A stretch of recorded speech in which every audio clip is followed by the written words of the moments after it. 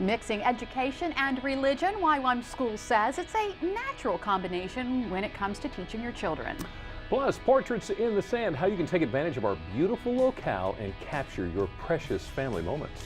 Take two. Brian learns some new dance moves, and just when he thinks he's got it, 2, 3. Ow, ow, ow. This is the definition of a train wreck. He may need to think again. Oh, hey, it's Thursday. You know what that means? The kitchen. And today we're working on a tailgating favorite, crab dip. And the hit CBS comedy 2.5 Men is moving to a new night, Thursdays. Today we talk with the guys about what's coming up this season. Delmarva Life starts right now.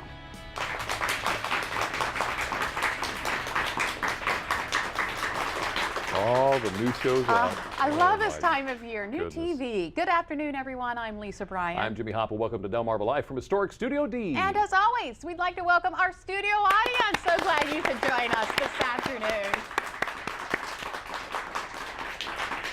Good-looking crowd today. Yes, we have the pretty ones today. So you've heard the good news. The good news is the real refs are back. You can all rest easy now. Oh my goodness. Actually, I think that deserves a round of applause right there. Thank you very much. Oh wow. They're excited. The refs coming back out more than we did. I know. Well, hey. Oh my goodness. Maybe there's replacements for us. These poor guys, the regular refs are going to be back on the field tonight. They've been locked out since June. Both sides did finally reach a tentative agreement after some bad calls, to put it lightly, by the replacement refs. I think ticked off just about everybody, fans, players, coaches. There was the big one. What was that, Monday night? Monday, game? Yeah. That was, yeah. Hawks and the Packers? Yeah.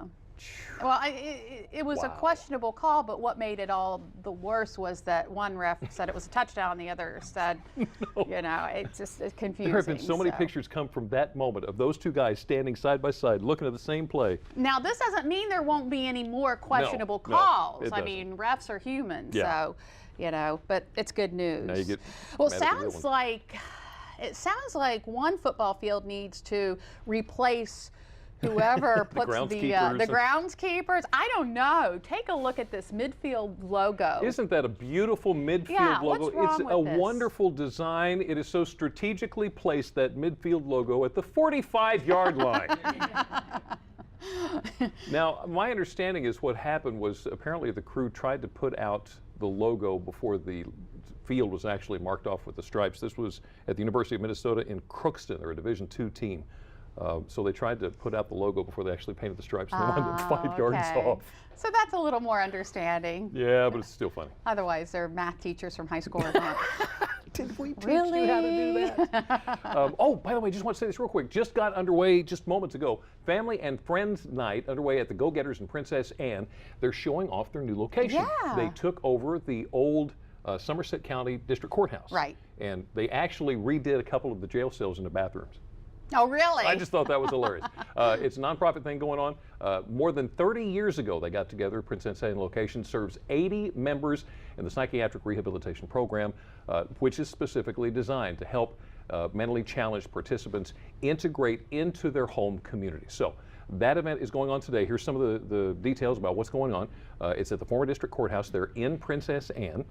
It's free. Just walk in. They want to see it. It goes until 6 o'clock this evening. They've got refreshments. In case you want to know more about it, there's the number, 410-651-9575. Just want to stick that in real quick. Yeah, so after the show, you still have an hour to enjoy that down in Somerset County. Hey, you know, a fresh coat of paint makes anything look brand new, especially houses. And I read this in the Cape Gazette this morning. Milton is one of nearly 200 towns and neighborhoods competing in a national contest.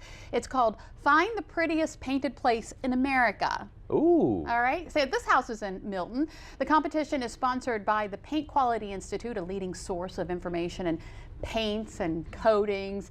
The competition was last held in 2000, and towns such as Cape May, New Jersey, Lake Charles, Louisiana, and Telluride, Colorado won top honors.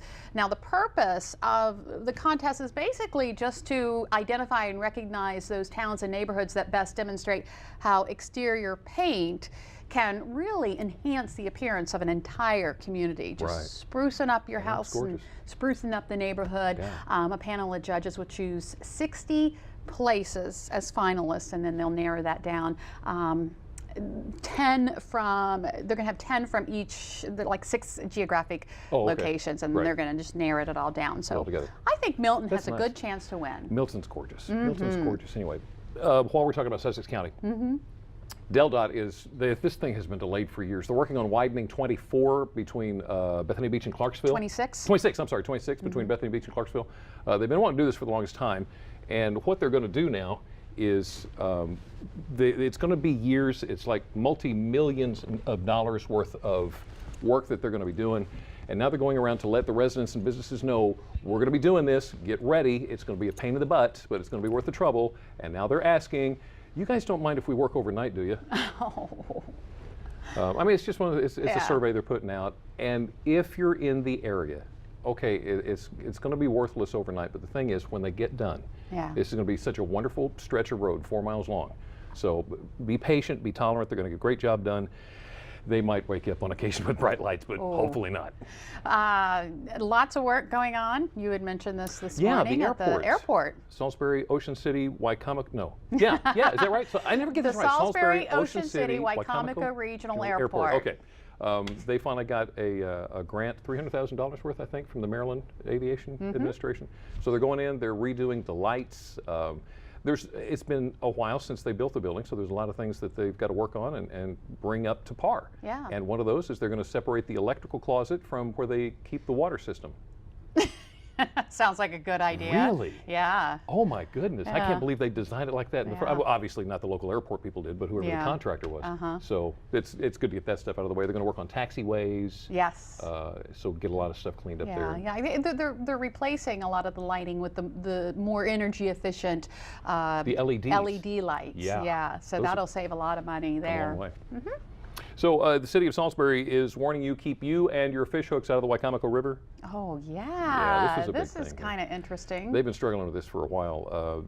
The storms that we had apparently stirred up a whole bunch of stuff as far as debris and things that went into the pumps. So what happened was the pumps seized. The water treatment pumps. The water treatment pumps seized. And they couldn't pump the sewage properly, so it ended up backing up. I think there was one house actually that got some back up in the bathtub. I'm not sure about that. But they had to bring in all these auxiliary pumps, and there's one of the trucks. They ended up having to truck it to the treatment plant and all this stuff to try to get around the problem.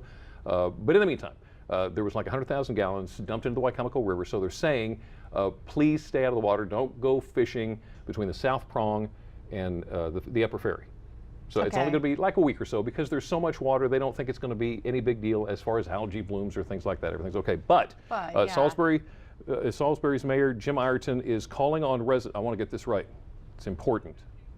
Is calling on residents to refrain from flushing items like baby wipes, clothing, rope, and diapers. What are we going to do with all that rope? Where am I going to flush my rope now? I mean, you know why they put that? It's because that's what they found all backed up. Somebody flushed their rope. Yeah, people are flushing rope. But really, do people try to flush diapers? I guess so. I mean, ew. Well, apparently they try to flush rope too. So yeah, go figure. Are you allergic to poison ivy? Does that mean if I get in a patch of poison ivy, I break out? Yeah. I didn't used to be when I was a kid. Really? Oh my goodness, I could go out and play in it, but now, seriously, just get close to it, and it makes me nuts.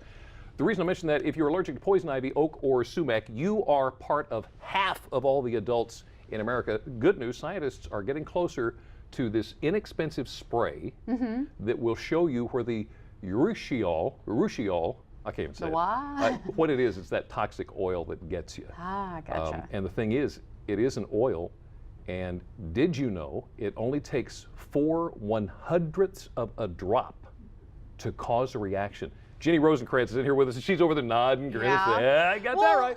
Do you spray it on you? What you can do, and back me up on this, Jenny, if you go out in poison ivy, it can stay on your clothes, on your garden implements for like months, right? It won't go away. Oh. That's why a lot of the times they'll tell you, if you get out in it, throw the stuff away, burn it, do something. Well, not burn it. No. Wash it. Sorry, wash it. Don't burn it. Start sending it everywhere. but it will stay on you. So what you can do is you can spray yourself down. If the dogs have been out in the field, spray down the dogs, you'll be able to see it. So that's what they're saying. So you weren't one of those kids who would be like, you would get the poison ivy and you'd be like, look at me. No. Yeah, because I knew a couple of those kids. Really? Yeah. I did clean out our backyard one time, and I'm tearing all these weeds out and looking at this big thing. It was as big as my arm going up the side of this tree. I'm like, wow, I wonder what that is. Yeah, you found out. I found out. Yeah. Didn't take long. Hey, J.K. Rowling, you've heard of her? She's the author of the Harry Potter series. Right? Very wealthy woman now. Well, she just put out a new book. It came out today. Came out yesterday for Kindle. Hardback came out today. Right. It's called The Casual Vacancy. Why am I telling you Why are this? you telling me that? Because it's a mommy alert. This book is not for children. Oh, okay. Yeah, because I think the assumption is, more Harry Potter or another Harry Potter type book. No, this is a book for adults, and it has a lot of adult themes in it and everything. So nothing like Harry Potter. Just a mommy alert. Just mommy alert. Yeah, because your kids, your middle school kid might be like, hey. Guess what I got at the library? Oh, no, No, you didn't. you didn't. We take very seriously at WBOC severe weather. And that's one of the reasons that Dan Satterfield and John Trout and Brian Keene go to great extents to let you know when there's severe storms coming through, when there are lightning strikes, things like that, to try to keep you safe. Yeah, you're supposed to. National Weather Service says the odds of a person being struck by lightning are around 1 in 775,000. But we'd like to show you something. Can we roll that? We'd like to introduce you to the unfortunate one in that statistic. Watch that truck on the left. Pow! Oh my Look at goodness. That. We're going to roll this again so that you can take a look at it. I thought you were safe in a car. Well, you are, and we think the driver is okay because they came to a controlled stop and everything. But look at that. It actually hits the SUV, and you can see the rope of the lightning dissipating. One more time. Have we got time to watch it? Watch this. Smack! Now, isn't that amazing? You've heard lightning strike something, right? Yeah. Like you hear it on a tree a mile or two away or Right. something. It's loud. So can you imagine? I bet you that guy can't hear. Inside the car. Inside the car. That was not fun. Yeah. So, Did you see that? See what? Can you imagine Talk driving behind that person? I'd be like, Man, that's that is incredible. amazing. I just saw last night on Entertainment Tonight, they were talking about Jim Caviezel's birthday. He's on A Person of Interest, and he was struck by lightning while filming The Passion of Christ. Passion of Christ, yeah. While he was up on the cross. Isn't that something? I don't know about that. Take that where you will.